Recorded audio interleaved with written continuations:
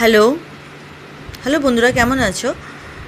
চলো তোমাদের আজকে আমি একটা বেগুনের রেসিপি দেখাতে চলেছি। ঠিক আছে, মশলা বেগুন।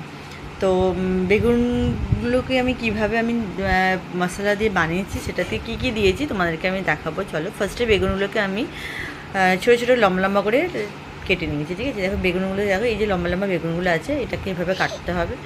ঠিক আছে, এরকম লম্বা লম্বাভাবে কেটে নেবার পর ওটাকে ভালো করে ধুয়ে ওর মধ্যে একটুখানি গোলমরিচ, নুন, কালো মানে বিন নুন, আর তার সাথে রয়েছে তোমার নর্মাল যে নুন আছে সেটা, আর তার সঙ্গে একটুখানি আমচুর দিয়ে দিয়েছিলাম, আর একটু ঝালের জন্য গোলমরিচ, আর তার সাথে একটু গুঁড়ো লঙ্কাও তোমরা দিতে পারো। দিলেও জিনিসটা দেখতেও ভালো লাগবে, খেতেও খুব টেস্টি লাগবে। ঠিক আছে, আর একটু ভাজা মশলা যেটা আছে সেটা জিরে গুঁড়ো আর ধনে গুঁড়ো, আর তার সাথে ছিল আমার দু চারটে আছে গোলমরিচের গুঁড়ো, সেটাকে আমি হালকা করে ভেজে নিয়ে ওর সঙ্গে মশলাটাকে দিয়েছিলাম, দিয়ে ভালো করে মাখিয়ে নিয়েছিলাম। আর তার সঙ্গে একটু আরেকটা জিনিস অ্যাড করেছি, সেটা হচ্ছে তোমার আমচুর অ্যাড করেছি। আর এই দেখো আমচুর দিলাম, আর তার সঙ্গে একটু সাদা তেল দিয়েছি। ঠিক আছে, সাদা তেল আর সর্ষের তেল দিলেও হবে। ঠিক আছে, তো দিয়ে ওটাকে ফার্স্টে ভালো করে মাখিয়ে ওটাকে ম্যারিনেট করে আমি জাস্ট 5 মিনিটের জন্য রেখেছিলাম, যাতে বেগুনগুলো একটু নরম হয়ে যায়। তো ওটাকে মাখিয়ে রেখে দেওয়ার পর তারপরে আমরা কড়াইয়ের মধ্যে তেলটা নিয়ে নিয়েছিলাম। কিছুই না, খুব সিম্পলি জাস্ট শুধু মশলাগুলোকে মাখিয়ে ভালো করে রাখতে হবে। রাখার পর জাস্ট হালকা করে তেলটাকে গরম করে, সাদা তেল যেটা আছে সাদা তেলে ভাজতে পারো, কেউ সর্ষের তেলেও ভাজতে পারো। তো সাদা তেলে আমি নর্মালি সাদা তেলেতেই ভেজেছি।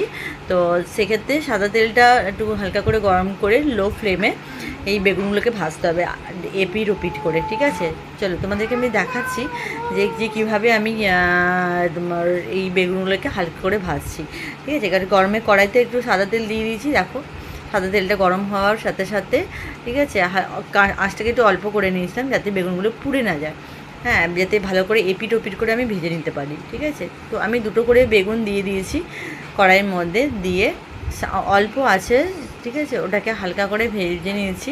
দেখো, জাস্ট ভেজে নেবার পর এটাকে দেখো আমি একটা কড়াইতে যখন গরম হয়ে আছে, তো একটা পিঠ হয়ে যাওয়ার পর আর একটা পিঠ আমি উল্টে দিয়েছি, দিয়ে সিম্পলি আমরা যে এটাকে হালকা করে ভেজে আর ওটাকে একটা পাত্রের মধ্যে আমি তুলে নিয়েছি। ঠিক আছে, নেবার পর যখন সার্ভ করার সময় ওর মধ্যে একটু হালকা করে একটুখানি আমরা চাট মশলা আছে, সেই চাট মশলাটাকে জাস্ট ছড়িয়ে দিয়েছিলাম। তো খেতে জাস্ট ওয়াও লেগেছিলো। ঠিক আছে, দেখো আমি বেগুনটাকে কীভাবে আমি উল্টে পাল্টে নিচ্ছি, দেখো হালকা করে উল্টে পাল্টে নিচ্ছি যাতে এটা ভালো করে ভেজে যায়।